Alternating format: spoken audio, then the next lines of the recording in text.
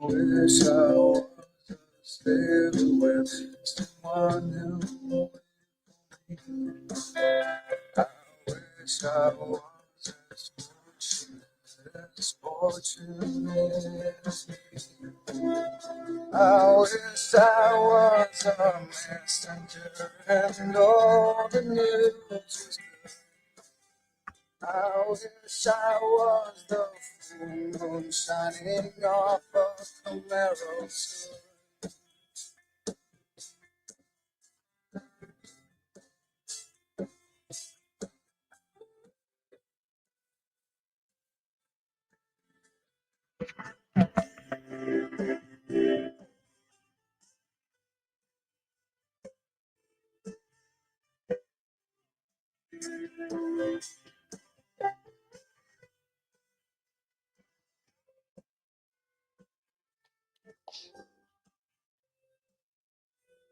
If I was an alien at home behind the sun, I wish I was a souvenir you could throw.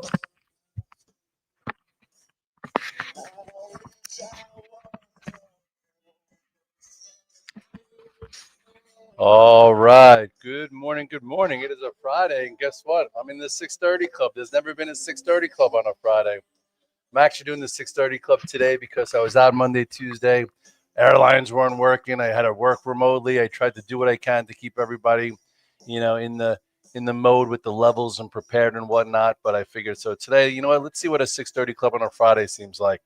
And if we like the 6:30 club on a Friday, guess what? If you subscribe to Red Dog Mindset, maybe I'll do 6:30 club on Fridays for the rest of 2025. For the rest of the November and December, I'll come in, I'll do the 6:30 club on Friday if I get like another 50 people to subscribe to Red Dog Mindset, so you can get your mind right to execute in the X's and O's. Because I'll tell you, a lot of you guys, you didn't do what you were supposed to do. I came in here yesterday, I outlined a lot of levels to adjust. We talked about if they want to sell the news of the government reopening, what would have to happen. The question is, did you execute? Did you switch gears? Did you get out of risk? Did you get short? And it was very, very methodical. By the way, my name is Scott Redler.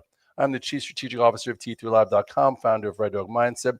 I appreciate you guys for tuning in. Let me say hello to some of my dogs around the world. What up, Gary? What up, Thomas? What up, Adam Bush? Harvey? How's everybody doing? Cheers. Hopefully at this point, you have your iced coffee, you're sitting down, you're listening to some music. You've already done your workout. I was up at 4:45 this morning reading my macro notes, looking at the action around the world.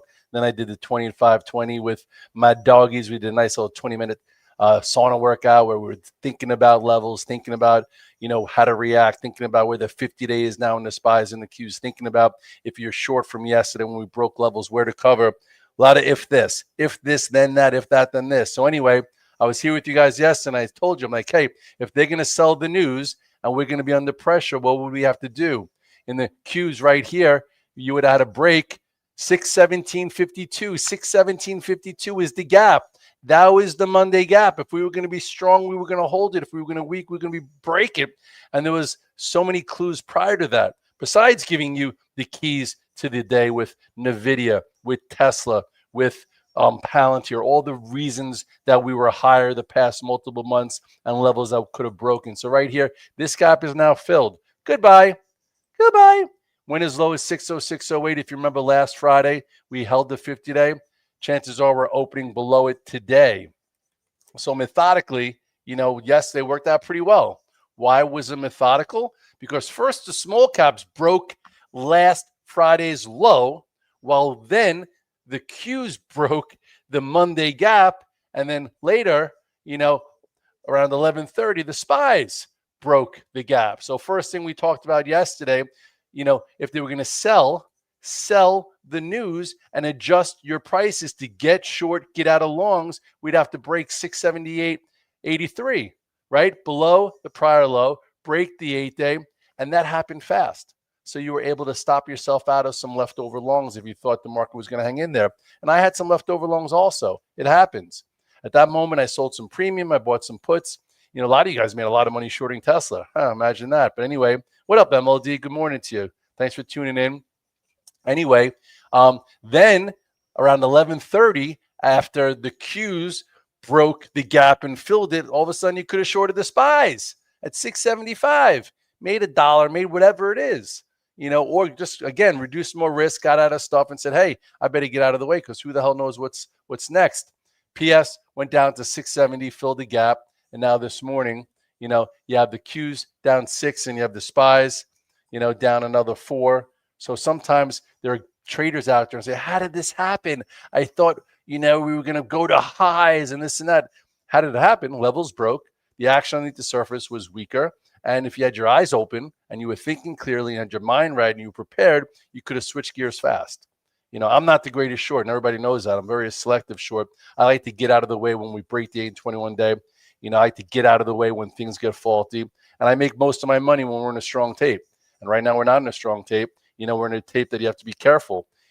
All those super growth names that we did so well with, whether it was ASTS, Iron, whether it was, IONQ, all those names are down 40 to 50%. I don't remember the last time I played IONQ, ASTS, or Iron, or any of those names that have been cut. But anyway, maybe there's an oversold bounce coming up. But anyway, so we'll see. Bottom line is there's always a time and place to make adjustments based on your time frame. So for today, the SPYs right here, 667. Last Friday, we went through the 50-day. They stopped people out, reclaimed it, and then all of a sudden we had the reopen. Now there's really nothing here, meaning news-wise. Like next week we have Nvidia. That's not till midweek, and then we also have the Fed in December. So it's going to be hard, I think, to reverse today. Last Friday, a lot of us covered shorts, got long, made a good money Friday into Monday. I don't know if that's going to happen today, but we're going to look for signals from the market, not from the TV sets, not from the frou-frous, from people who trade, people who are in the trenches, and people who do this for a living like me. I've been doing it for 30 years. And how do I keep myself doing it for 30 years? I keep my mind right. How do I keep my mind right? I wake up early. I get in the sauna. I sweat it out. I listen to a playlist. I think to myself multiple ways to adjust in the morning. Yeah, and the TV's off. I'm listening to good music. Let's see what's on right now. Hold on. Oh, I like the song. You guys want to hear the song before we look at Tesla that broke 421 yesterday? Look at some names that we got stopped out of. Here we go.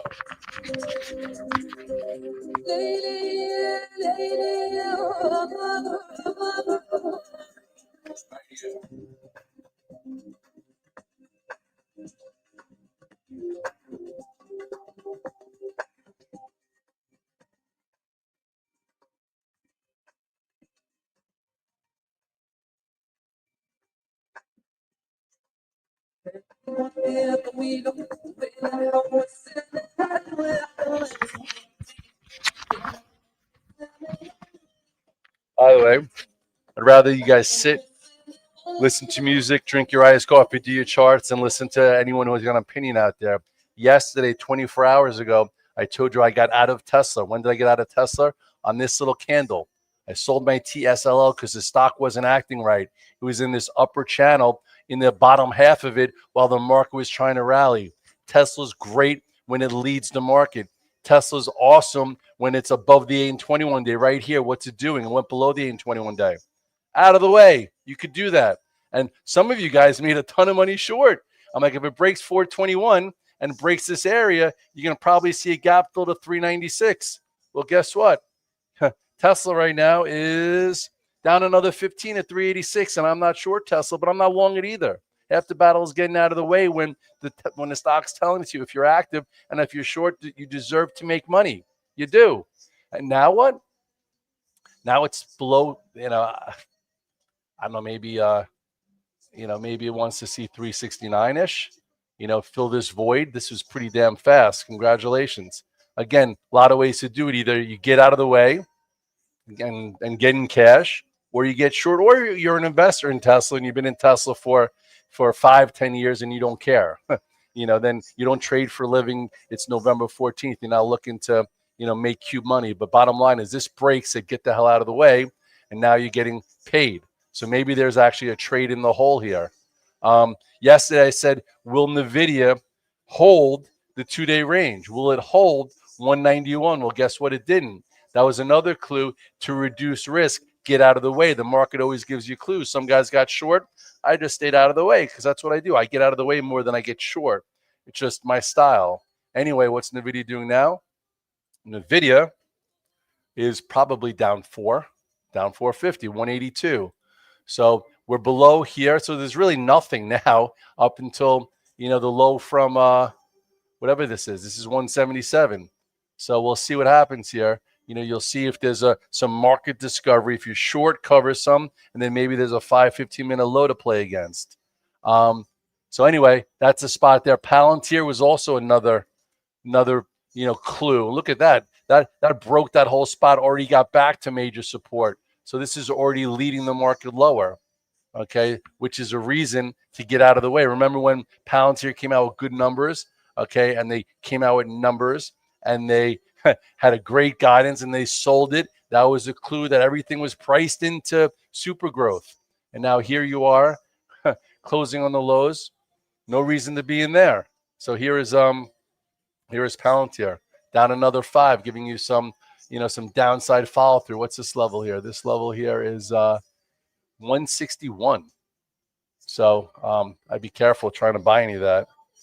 So someone asked me, am I still in Poet? I'm in Poet calls that will lose money.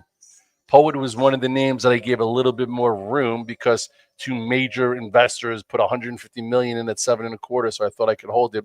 It was wrong. I lost money. Get out of the way.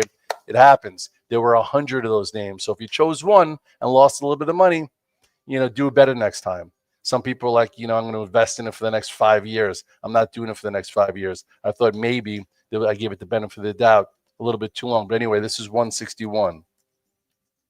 Here's 161. That is your next level. So see how that goes.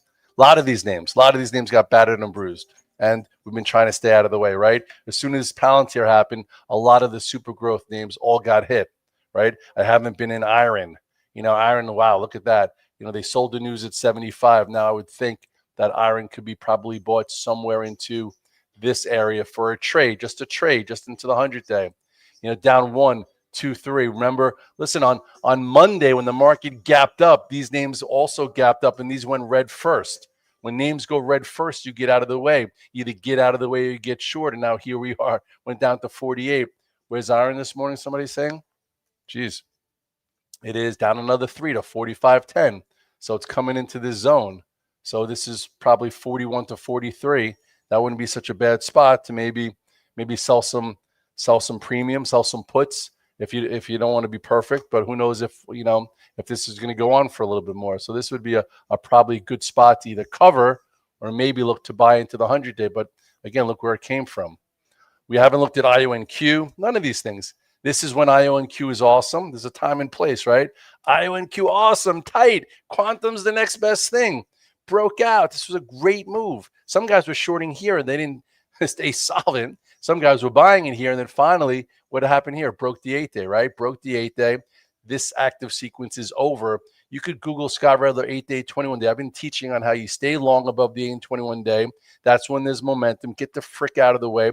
When it breaks, because momentum names have momentum when there's momentum. When it breaks the 8-day, there's no more momentum.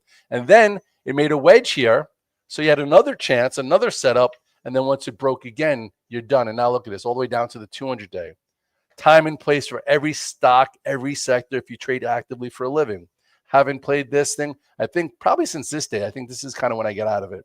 You can pick and choose your bottles. But anyway, even ASTS. Remember this? Nice little tight range. We played a huge breakout, and then you had a red dog reversal top. Yes, a red dog reversal top could get you out of an active sequence. It could also give you clues that something changed. And then you add things up. And since then, strength was sold, bounce strength was sold, broke the 8-day and the 21-day in one swoosh, went down on numbers. And now this is probably, going to be some kind of buy in the hole, but probably just for a broken trade. And these are the high growth names besides something like Oracle. I know guys who got their teeth knocked out, trying to buy a bounce and play a dip where there was no reason to, and it hasn't shown it, right? This was your gap up. This should never have broke. It did.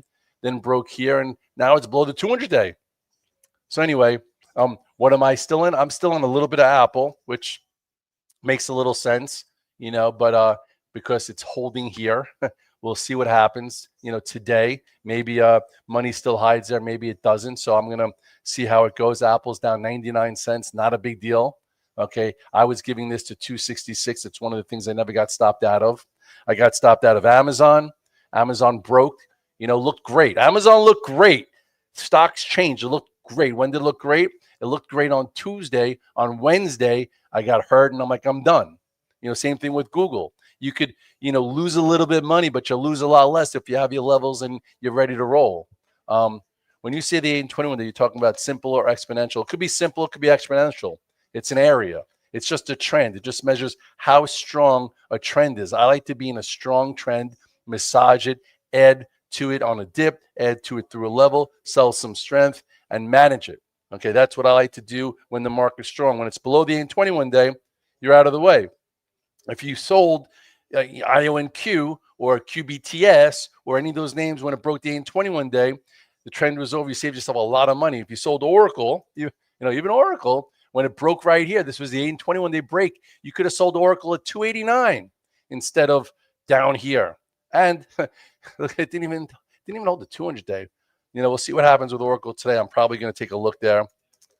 So what am I going to look at as far as to trade in the hole to see if something could be bought versus a 5 to 15 minute low with a plan? Okay, I will look at Oracle today. I haven't bought Oracle once this whole way down today. Maybe I'll take a look to see if you could buy versus a level. Okay, I'm also going to probably look to trade the SPYs. When you're in a sea of red and when you're under pressure, sometimes I simplify it and I go to the ETFs. So I have SPY puts on and I have premium sold. So I will cover the SPY puts this morning. Hopefully we stay down here. That'd be nice. It'd be nice if we could hold down here. And then first kiss of the 50-day might be a good buy, for a trade if we see some things go red to green. So I'm going to probably trade the SPYs to Qs. So this is what I'll have up so you can see. I'll have the SPYs and the Qs. This is one of my setups. SPYs, Qs. I will see how Apple responds. Apple's down $1.25. They might not go after the strongest names, to be honest, because they're not as oversold in a stretch to the downside. I'm going to have a little Google up. Got stopped out of Google yesterday, but it also isn't oversold. This tried to hold up and wasn't fun. I got stopped out of that too. Yes, I got stopped out of a lot of things, but guess what? I got stopped out of Google at 283. Isn't that better than 273? Save yourself $10, But anyway, I'm going to look at Meta. Meta's been the weakest one. It tried to be a little strong yesterday. Meta tried to be a little strong, so I'm probably going to look into here versus the low of the. And look at Meta, by the way. Meta, I haven't traded Meta once this entire time. Not to give myself a pat on the back, but there was no reason to. It's been the laggard. It's been broken. Gap down after earnings, never filled it, been trending below the 8 day. So now I would watch the 601. How does it handle 601? Does it hold it or not? We'll see. It's been the weakest one. Sometimes in a sea of red, they go after the ones that are the most oversold just for a cute trade. Everyone, yes, is like, oh, you're going to miss Meta. You're missing Microsoft. I'm like, it's a broken bounce. Broken bounces are meant to be sold. But anyway, what else helped lead the, IWM led the tape lower. Look at this. IWM, while the market tried to rally, gave you a red dog reversal right here. It opened above levels. If you use the sell rules, right, sell some strength. If it doesn't hold the level, you adjust. And then it broke down. And now this was already below the last week's low. So the small caps that everyone's been ranting and raving about the broadening trade and this and that, led us lower. So it was small caps first, then the Qs, broke the 6-7-15 gap first, right? Lagged. Remember this more. Actually, if you remember from the road in Miami, I'm like 625, which is gonna be really hard to get through. That was a good resistance, and then it broke 617, and now for here, I would look at 598, 559. See, maybe you get a little bit of a double bottom. Maybe you could buy versus this spot, at least at the first kiss, which you have room for. So, I'm really going to look at, the names that have liquidity, the names that, you could kind of have a way in and way out if you're wrong today. Cisco's Cisco's a safe haven. Cisco was great, but, this is the type of name that, I could see it filling this gap, because it's at highs and, people have made a lot of money there. But again, maybe it holds it. So for Mario, for Cisco, 76.65. We'll see if that holds. 76.65. If not, this pro earnings gap, in my humble opinion, is probably going to fill. But congratulations to everyone who executed at Cisco. you're stuck in Oracle. Well, you broke a few rules, so hopefully you make some better decisions moving forward. Where's the link to Red Dog Mindset? Right on Twitter, there's a subscribe button. Subscribe to Red Dog Mindset, which you could then do a 25-20 workout with me every morning on demand or live. And then I also make it into short forms. On the weekends, I do whiteboard weekends. I do some, I go over just what has kept me in this business for 30 years, the mindset to execute, all the things that I do, with selective adversity, all the things that kind of prime you so you can make the right decision at the right time. My whole concept for Red Dog Mindset is win the morning to win the day, right? You set yourself in the morning, get your mind right, you have multiple plans, and when things move, you execute with confidence. You're not a deer in headlight. So if I get over, I'd say 20 new subscribers that have been watching the 630 Club, staying safe and profitable since 2020, you know what? Next Friday, I'll do the 630 Club again. So instead of Monday through Thursday, I'll expand it to Fridays, and maybe I'll do it through the end of the year. I'm actually doing a webinar, by the way, a webinar at 8 o'clock Monday night, 8 o'clock Monday night for free that goes over my entire morning routine and why I think it's essential for longevity in anything that you do. But anyway, that's Cisco. So what else?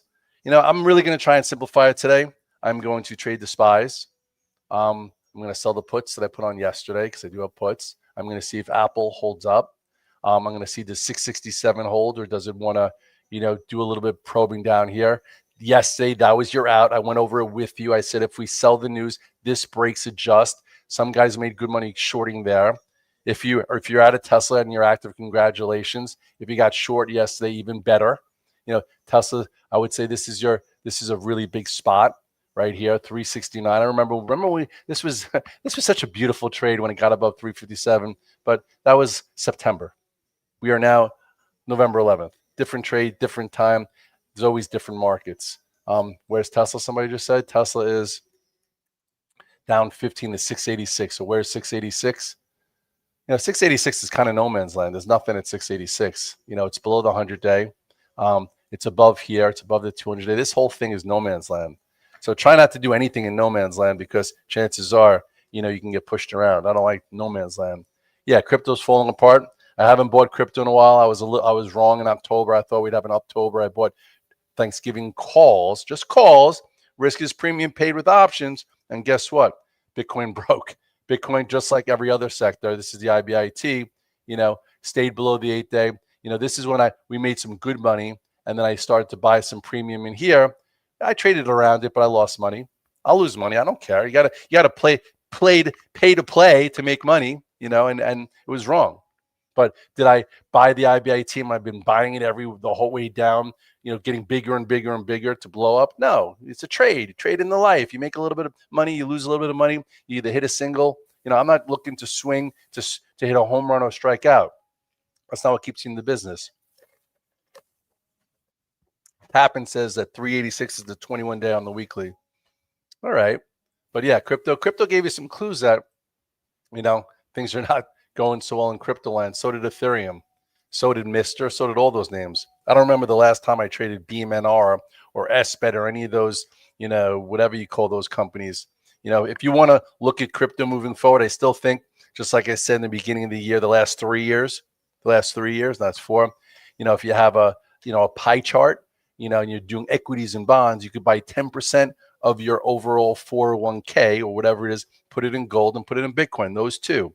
It's in your pie chart, but just 10% of each. And gold's been great, and crypto is going through a little bit of a corrective period. But I would think over time, crypto will be just fine. If you trade actively, this was your spot to be in Bitcoin.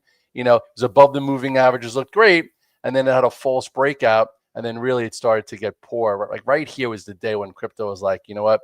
There's no power. There's no nothing. I told you off, and I didn't tell you off. I said if it's going to go lower, it's going to break 421. That's your spot. That was a great spot. I was out of it. So I wasn't like saying, no, don't talk against my long.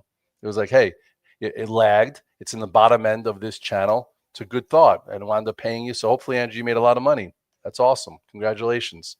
And hopefully, everyone's kind of light and flexible and not wishing and praying and hoping, because you can't wish, pray, and hope in trading. There's no wish, praying, and hoping in trading because you're going to go put out of business. You can't close your eyes and say, I hope this happens. No.